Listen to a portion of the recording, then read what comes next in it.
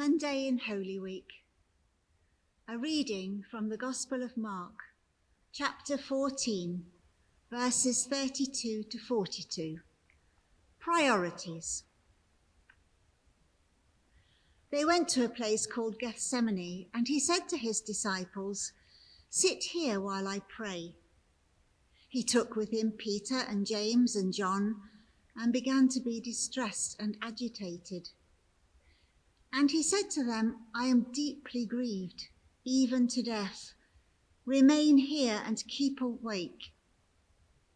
And going a little farther, he threw himself on the ground and prayed that if it were possible, the hour might pass from him.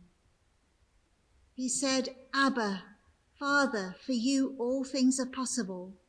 Remove this cup from me. Yet not what I want, but what you want." He came and found them sleeping, and he said to Peter, "Simon, are you asleep? Could you not keep awake 1 hour? Keep awake and pray that you may not come into the time of trial. The spirit indeed is willing, but the flesh is weak." And again he went away and prayed, saying the same words. And once more he came and found them sleeping, for their eyes were very heavy, and they did not know what to say to him. He came a third time and said to them, "Are you still sleeping and taking your rest? Enough! The hour has come. The Son of Man is betrayed into the hands of sinners. Get up, let us be going. See, my betrayer is at hand."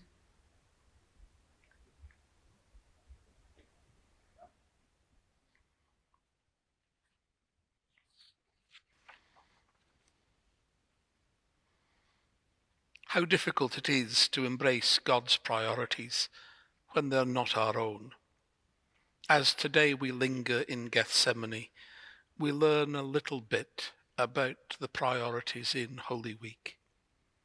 These are the quiet days before the frenetic activity once darkness falls on Thursday, with the trauma that will follow on the Friday morning. These are the days of hesitation before the dawn of hope on Easter Day. Jesus, fully aware of what awaits him, makes a priority of seeking out human companionship and the unique consolation that there would be in spending time with his Father. Unusually, we learn that Jesus is distressed and agitated, and admits that to the three, Peter, James, and John, who are with him. And he says to them, "I am deeply grieved even to death. Remain here and keep awake." But that appeal from Jesus isn't enough. Surely this unique confession of need from the one that they had got to know closely over 3 years should have triggered a positive response. How often had he ever asked anything of them other than that simple invitation to follow me?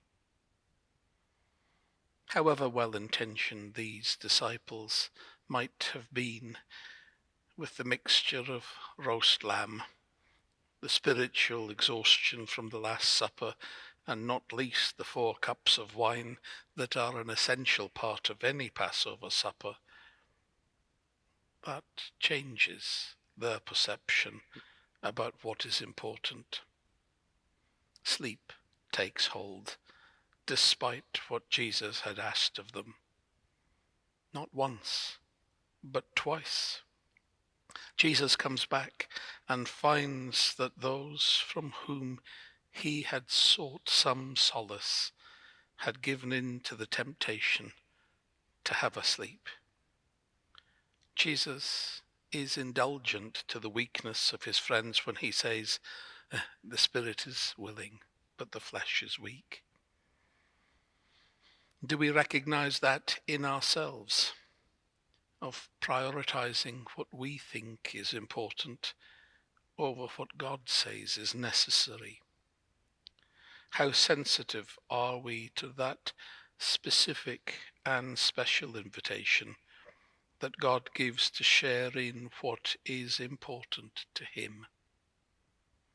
How often in our lives have we found ourselves, along with the disciples, being in the position of not knowing what to say when we are embarrassed because of what we have failed to do?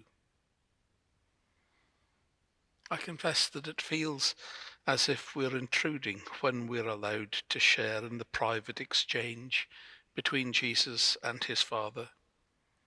He may have wanted company, but he needed this time with God. In it, Jesus, in this passionate exchange with his Father, checks that this is what needs to happen.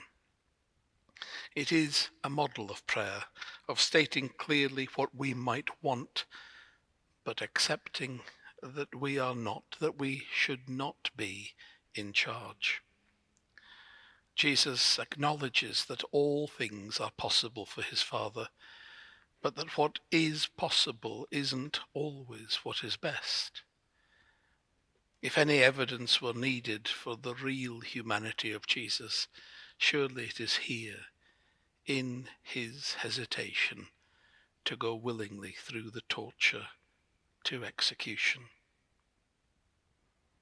How easily, under the cover of darkness on the Mount of Olives, Jesus could have slipped away and at least temporarily avoided capture.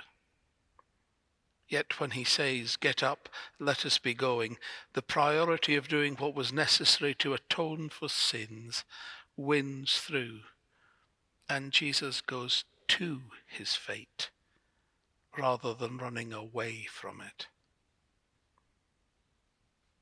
Had we been in the garden on the Mount of Olives, what would we have done?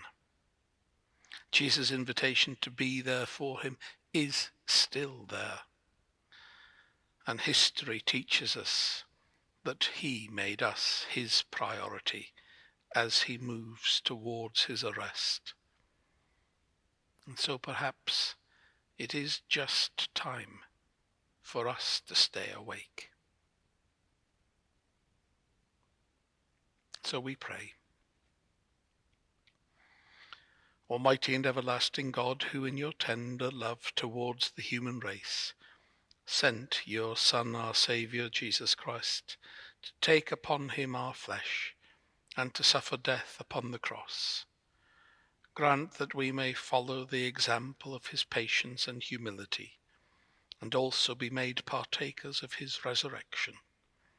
Through Jesus Christ, your Son, our Lord, who is alive and reigns with you in the unity of the Holy Spirit, one God, now and forever. Amen.